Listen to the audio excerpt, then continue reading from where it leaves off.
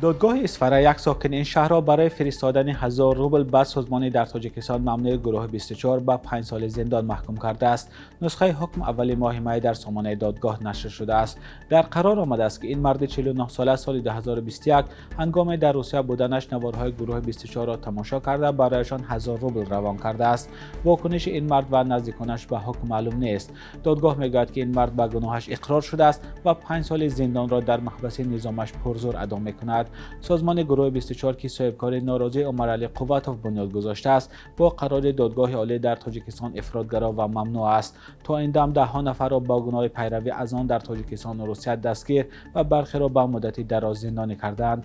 نمایندگان سازمان فعالیت خود را درست سیاسی می‌نامند. در هفته‌های اخیر این یگانه مورد محکوم شدن ساکنان برای فرستادن مبلغ به مخالفان حکومت نیست. آخر ماه اپریل امسال دادگاه شهر وحدت هم یک نفر را با اتهام فرستادن 17000 روبل و محمد اقبال صدرالدین مخالف تندلحنی حکومت به 13 سال زندان محکوم کرد.